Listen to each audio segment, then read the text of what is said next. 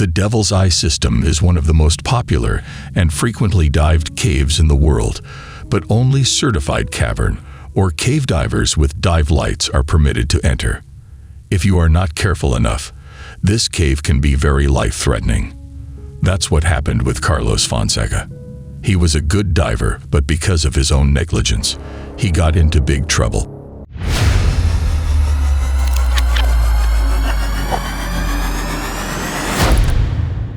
The Devil's Eye is a cave located approximately 10 minutes west of High Springs, Gilchrist County, Florida.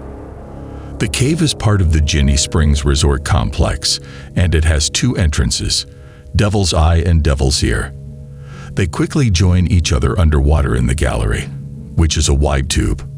In general, Devil's Eye provides faster and easier access to the cave system. The Devil's Eye is a round opening, 20 feet across and equally deep. It has over 30,000 feet of mapped passageways. Divers can spend a lifetime of cave diving, and yet there is a big part of it that is yet to be explored. But it is as amazing as it is scary, because it is also called the Killer Cave, because it has claimed 28 lives. That's why only certified divers may enter the cavern and explore as far as they are able to see, using the present sunlight. Carlos Fonseca, a resident of Caledon, Ontario, made diving a way of life. His dedication brought him many wonderful experiences, as well as wonderful friendships. His passion for exploration and the search for the unknown led him to Great Lakes Technical Divers, or GLTD, allowing him to pursue his dream.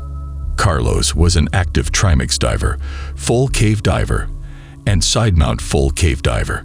His most famous accomplishments include receiving the National Association of Cave Diving Wakalo Award and establishing Great Lakes Technical Divers as a co-producer of the We Are Water project. On Thursday, August 8, 2013, Carlos was about to go for a dive within the Devil's Eye cave with a couple of his teammates. He and his teammates drove for an hour from their county and reached at their destination. His teammates were a couple of his friends that he used to dive with almost all his life. His friends used to brag about this guy because Carlos was living the best days of his life. He was healthy, rich, and had all the time in the world. Carlos was preparing an aluminum 80 cubic foot tank labeled O2 and Mod 20, which means maximum operating depth 20 feet, as a stage bottle to 90 feet to extend his penetration distance into the cave. He and his teammates decided to go in the cave turn by turn. Carlos was an expert at diving, so obviously, he was going to lead his teammates whenever he and his mates were on vacation and decided to go for a swim. Carlos was always the one to lead. When they were getting ready, his teammates noticed that he was about to use an oxygen bottle at a depth greater than what was safe, and they questioned him about it. As indicated, the oxygen bottle was designed to be used down to a maximum operating depth of 20 feet. Carlos, who had a full mix and blend station at home, responded that he had filled the bottles himself and was aware that were full of air, but little did he know. Carlos's colleagues expressed concern about the tank, which they suspected, and he insisted that he knew it was air. Carlos's computer was also set to broadcast mode. Nobody had seen Carlos examine the tank that morning. The team continued to prepare for the dive by discussing the dive plan, reviewing the map, and making emergency and contingency plans to turn the dive if necessary. Carlos proposed that no visual jumps would be made during the dive, which refers to crossing a gap without a gap spool between the main permanent guideline and where a branch line begins. The team entered the Devil Springs cave system via the Santa Fe River's Eye. The initial 20 minutes were a smooth dive with no apparent mishaps or anything. Carlos was leading the way and his teammates were just behind him. They stopped for taking pictures for a couple of minutes and kept on diving in further. As they were diving, the oxygen levels dropped, and at that time, they should have checked their oxygen tank levels, but they didn't. They had gone about 400 feet upstream and were about a third of the way between the park bench and Hill 400 when Carlos began to have seizures and then lost consciousness, At a depth of about 85 feet, the partial pressure of oxygen was about 3.6, resulting in oxygen toxicity. For those of you who have no idea what oxygen toxicity is, let me explain. Oxygen toxicity, also known as oxygen poisoning, is lung damage caused by inhaling too much extra supplemental oxygen. Too much oxygen can be harmful to lung tissues. It can cause the lungs to collapse. The lungs are then unable to take in normal amounts of air. It's also known as oxygen poisoning. It can cause coughing and breathing difficulties. It can even be fatal in severe cases. That's exactly what had happened to Carlos. Before the possible cardiac arrest, Carlos began breathing at 2 points on the way out of the cave and at the surface. As the group surfaced and yelled for assistance, other divers, including cave instructors, assisted in bringing Carlos to shore and began CPR. Carlos was taken to the hospital alive, but later pronounced dead. Journalist and fellow diver Robert Osborne wrote about his friend's death in the Huffington Post. Before the news of Fonseca's death was made public, dive forums picked up rumors and spread a story about him dying while exploring the Devil's Spring. Now, if someone dies doing something, people start speculating the person's expertise in that task. So did the people. Their immediate response was that Carlos was not a good diver, but he actually was a very good diver. A cave instructor who participated in the rescue attempt later analyzed the tanks in the presence of sheriff's deputies. The oxygen content of the single-stage bottle was determined to be 98%. At the time of the seizure, at a depth of about 85 feet, the partial pressure of oxygen was about 3.5, resulting in oxygen toxicity. The oxygen content of the back-mounted double steel tanks was determined to be 30%. After his death, questions were coming up from all around because Carlos was quite an expert, so nobody could have ever expected him to be gone. And the reason being diving, which he was considered an expert at. His friends and relatives were all there trying to process what had happened.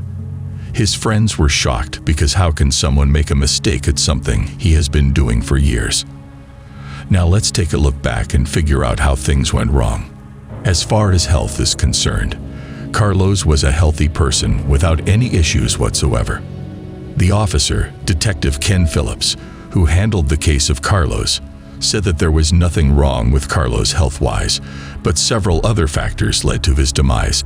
First of all, the oxygen tank had no sufficient oxygen. His teammates only indicated that the tank was not fully filled. They should have insisted and checked if the tank had enough oxygen or not. Nobody at Carlos's home had any idea of him even checking the tanks, let alone leaving for a dive that would probably end his life. Nobody would have died that day if they just took care of the essentials, but they didn't. One thing you need the most underwater is oxygen, and Carlos was negligent with that, and he paid the price. Secondly, although the planning of this dive was right, Carlos was overconfident that day. Carlos and his teammates were planning this dive for years, and they came well prepared. Then what happened? As the old saying goes, the bottom of the lighted lamp is the brightest. That day just wasn't their day. And Carlos was pretty confident, or we can say overconfident that day. Now cave diving is a sport unlike any other. According to some experts, it is regarded as an extremely dangerous activity due to the sheer number of risks involved. Several things can go wrong when exploring a dark cave underwater, such as equipment failure, losing your way, or having to deal with near-zero visibility while making your way to the exit. One thing is certain, cave diving is not a sport for the faint of heart. Another thing that Carlos did was hold his breath more than necessary. This is undoubtedly the most important of all diving safety rules, as failure to follow it could result in death. The fluctuating air pressure in your lungs can rupture the lung walls if you hold your breath underwater at the depths that scuba divers reach. This is known as pulmonary barotrauma. In severe cases, air bubbles can escape into the chest cavity and bloodstream. Air bubbles in the bloodstream can cause arterial gas embolism, which can be fatal in many cases. Breathing slowly and gently is not a problem. Just keep a regular and consistent rhythm. Every dive site is unique, and conditions such as weather and current can vary significantly. So even the most experienced divers must conduct extensive research before even considering entering the water and diving to the depths we're discussing.